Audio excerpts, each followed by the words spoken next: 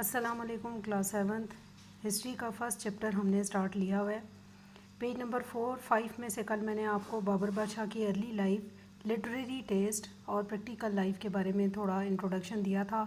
آج ہم page number 5-6 کریں گے جو کہ بابر کی سینٹرل ایشیا کے اندر ایکسکرجنس یعنی مختلف جو مہم جوئی تھی اس کے متعلق ہے.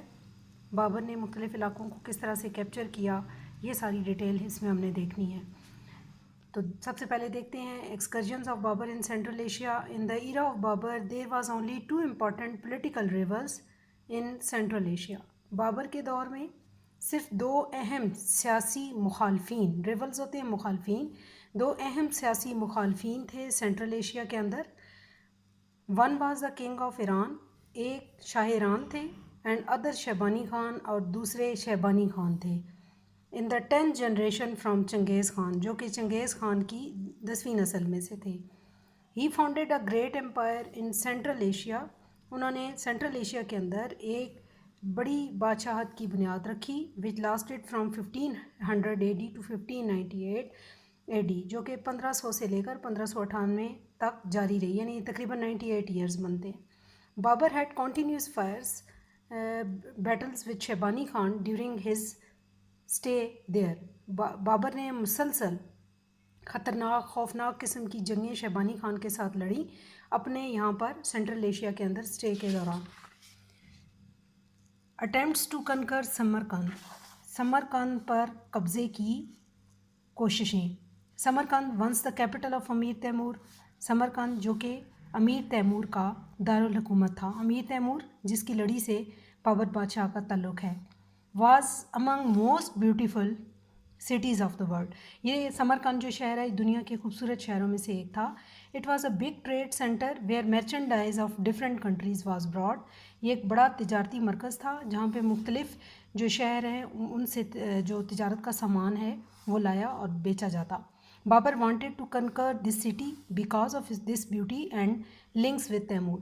بابر اس شہر پر قبضہ کرنا چاہتا تھا. ایک تو یہ وجہ تھی کہ یہ شہر خوبصورت تھا، اور دوسرا اس کا تعلق اس کے اپنے باپ دادا سے تھا. Moreover he could get economic and political benefits by capturing this city. مزید یہ کہ وہ مالی یا معاشی اور سیاسی فوائد جو ہے وہ اس شہر پر قبضہ کر کے حاصل کرنا چاہتا تھا. سو ہی کنسولیڈیٹڈ ہز رول ان فرگنا. اس نے فرگنہ جو اس کا آبائی شہر تھا وہاں پہ اپنی جو بادشاہت تھی اسے قائم کیا، اور ساتھ ہی اینڈ دین ان 1496 میں اٹیک سمرقند بٹ فیلڈ. اس نے سمرقند پر حملہ کیا لیکن ناکام رہا. however another attempt after 1 year proved fruitful. لیکن 1 سال کے بعد جب اس نے دوبارہ کوشش کی تو وہ کامیاب رہا. he had spent hardly 100 days in Samarkand. اس نے مشکل سے 100 دن سمرقند میں گزارے تھے. when he got the news، جب اسے خبر ملی that his cousin had captured فرگنا، کہ اس کے کزن نے اس کا آبائی علاقہ فرگنا جو ہے اس پر قبضہ کر لیا ہے.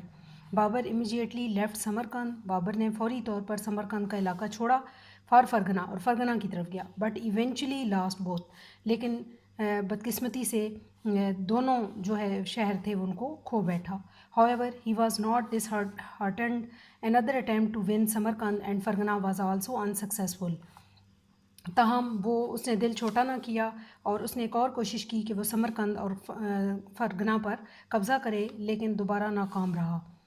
ایٹ لاسٹ آخر میں in 1498 AD he succeeded in recapturing Fergana. 1498 میں جب اس نے دوبارہ کوشش کی فرگنا پر قبضے کی، اس کو دوبارہ ری کیپچر کرنے کی، تو وہ کامیاب رہا. Those days Shaibani Khan had annexed Samarkand. ان دنوں شیبانی خان نے سمرقند کے علاقے پر قبضہ کر رکھا تھا. In 1500 AD Babur had conquered Samarkand. 1500 میں بابر نے سمرقند پر قبضہ کیا. But after 8 months Shaybani Khan once again expelled him. لیکن 8 ماہ کے بعد شیبانی خان نے دوبارہ اسے اس علاقے سے نکال باہر کیا. فرام دس ریجن، اس علاقے سے. مین وائل، اسی دوران بابرس کزن ٹوک advantage of his absence. Babar کے کزن نے اس کی غیر موجودگی کا فائدہ اٹھایا. And took back Fergana once again, اور دوبارہ سے وہ فرگنا واپس چلا گیا. اب بابر نے کس طرح سے کابل اور قندھار کا علاقہ جو ہے وہ اس کو کیپچر کیا ہے. Capture of Kabul and Kandahar by Babar. Considering this state of affairs, جو اس کے جو ریاست کے معاملات تھے ان کو کنسیڈر کرتے ہوئے Babur and his followers decided to establish their rule in Kabul and Kandahar. Babur اور اس کے جو پیروکار اس کے ساتھ جو مددگار تھے انہوں نے یہ فیصلہ کیا کہ وہ کابل اور قندھار کے علاقے پر قبضہ کریں. سو ان 1508 AD بابر کنکرڈ کابل. اس طرح 1504 میں بابر نے کابل پر قبضہ کیا and in 1511 with the help of Persian monarch he managed and took position of Kandahar.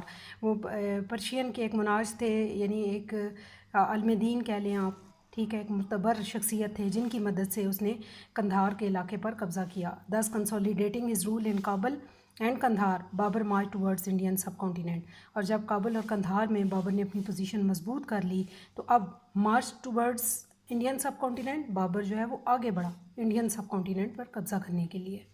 تو کل ہم اس کا فرسٹ کویسچن لانگ کریں گے, reasons of Babar attack on Indian sub continent, یعنی انڈین سب کانٹیننٹ پر بابر کے قبضے کی کیا وجوہات تھیں. یہ کل میں آج آپ کو جو ہے وہ کرواؤں گی.